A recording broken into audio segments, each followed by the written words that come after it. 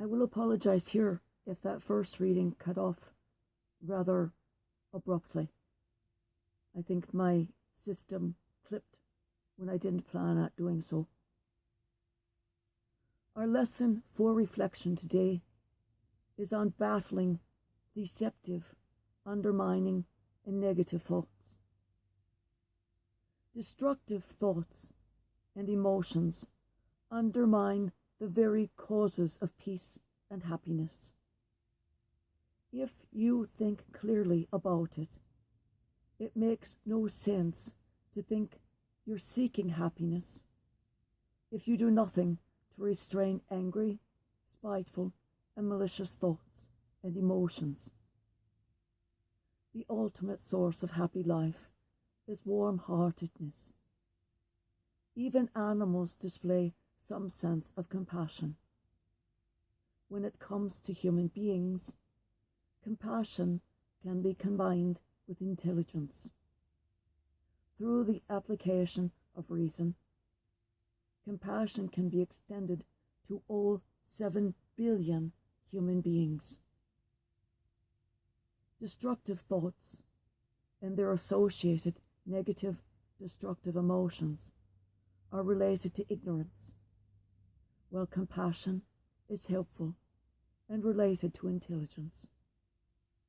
Therefore, compassion can be taught and learned. Negativity can be unlearned. The behavioral patterns removed through modification and some medication, as it is highly related to depression. Just as heat dispels cold, loving kindness can sometimes counter rage and anger. We need to learn how to counter and balance various emotions so that those around us can be diffused and brought back to loving stability. But distraction is just a temporary measure. The longer lasting remedy is to be able to see positive qualities in something or someone you otherwise see always as negative.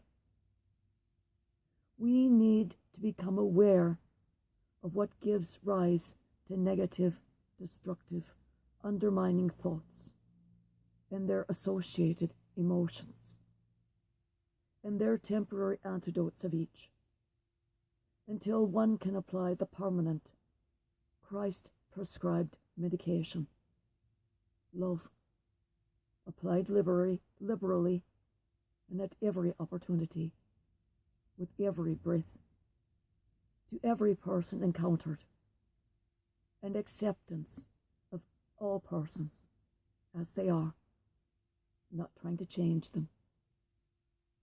Needs must that you express the emotions of loneliness, sorrow, grief, abandonment, and fear openly and honestly when they occur, when you feel them, rather than converting each of them into anger.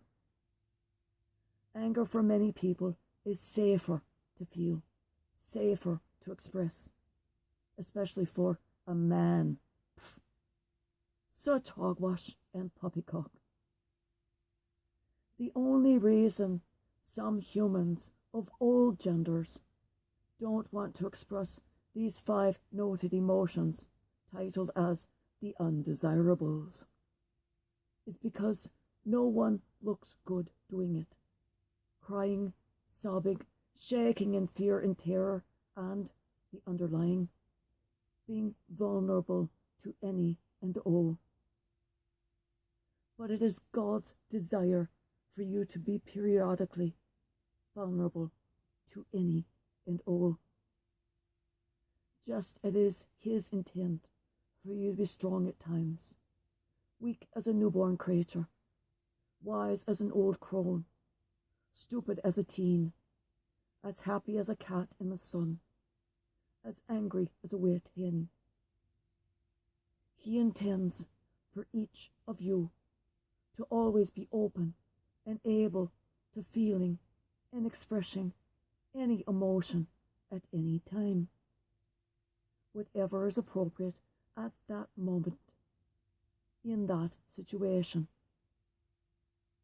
but always love and constant acceptance.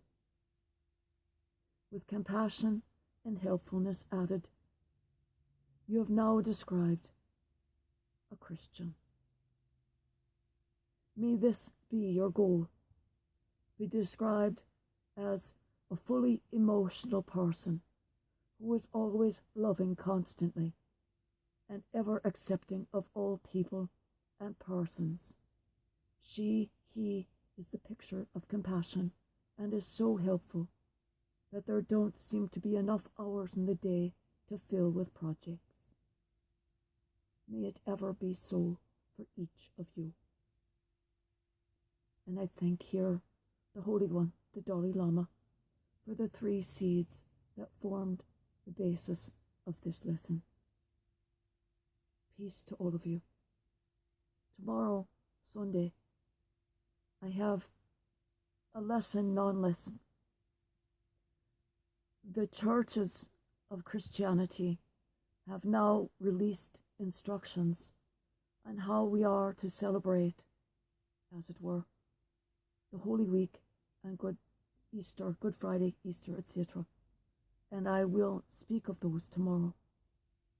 It is different. It is rather convoluted, but when you listen and when you hear it and read it, it makes sense.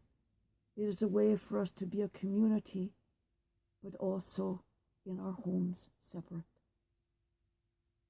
I will see you tomorrow.